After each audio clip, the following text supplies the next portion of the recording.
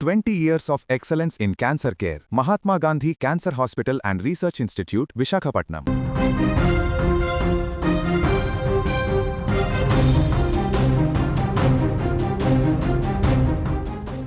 బంగాళాఖాతం మళ్లీ ఉగ్రరూపం దాల్చుతోంది. పశ్చిమ బెంగాల్, ఒడిశా తీరాలను వణికిస్తూ ఆంధ్రప్రదేశ్ వైపు ఒక భారీ ముప్పు ఇప్పుడు దూసుకువస్తుంది.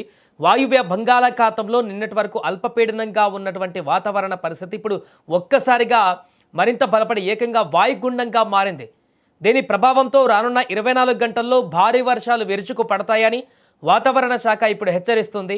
అసలు ఈ వాయుగుండం ఇప్పుడు ఎక్కడ కేంద్రీకృతమై ఉంది, ఏ ప్రాంతాలలో తీరం దాటబోతుంది, దీనివల్ల ఉత్తరాంధ్ర జిల్లాలకు ఎంత మేర ముప్పు పొంచి ఉంది, విపత్తుల నిర్వహణ సంస్థ జారీ చేసినటువంటి తాజా హెచ్చరికలేంటి, ఈ వాతావరణ అప్డేట్స్కి సంబంధించినటువంటి పూర్తి వివరాలు ఒకసారి మనం చూసే ప్రయత్నం చేద్దాం. ముందుగా ఈ వాయుగుండం యొక్క కదలికలను పరిశీలిస్తే ఆంధ్రప్రదేశ్ రాష్ట్ర విపత్తుల నిర్వహణ సంస్థ తాజాగా ఒక విడుదల చేసినటువంటి రిపోర్ట్ ప్రకారము ఈ వాయుగుండం ప్రస్తుతం ఉత్తర ఒడిశా మరియు పశ్చిమ బెంగాల్ తీర ప్రాంతాలలో కేంద్రీకృతమై ఉంది. ఖచ్చితమైన లొకేషన్ చెప్పాలంటే ఒడిశాలోని బాలాసోర్కు కేవలం 50 కిలోమీటర్ల దూరంలో, అలాగే చాంద్బలి మరియు దిగా ప్రాంతాలకు చెందిన 60 కిలోమీటర్ల దూరంలో ఆ ప్రాంతాలకు సముద్రంలో కొనసాగుతున్నట్టుగా తెలుస్తుంది. ఇది నెమ్మదిగా పశ్చిమ వాయువ్య దిశగా కదులుతూ ఈ కదలికల వేగాన్ని బట్టి వాతావరణ శాఖ ఒక అంచనాకు వచ్చింది.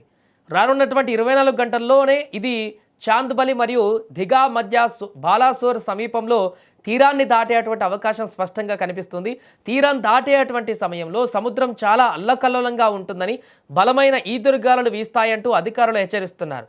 సో ఈ వాయుగుండము ఒడిశా దగ్గర తీరం దాటుతున్నప్పటికీ దాని ప్రభావం మన ఆంధ్రప్రదేశ్ పైన, ముఖ్యంగా ఉత్తరాంధ్ర జిల్లాలపైన తీవ్రంగా ఉండబోతుంది. సముద్రం మీద ఏర్పడిన ఈ భారీ సిస్టమ్ వల్ల తేమతో కూడిన గాలులు ఏపీ వైపు వీస్తున్నాయి.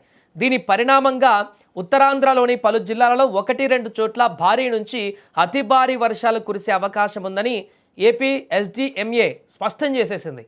ముఖ్యంగా శ్రీకాకుళం, విజయనగరం, విశాఖపట్నం, అనకాపల్లి, పార్వతీపురం మన్యం మరియు అల్లూరి సీతారామరాజు జిల్లాల ప్రజలు చాలా అప్రమత్తంగా ఉండాలి. లోతట్టు ప్రాంతాలు జలమయమయ్యే ప్రమాదం ఉంది.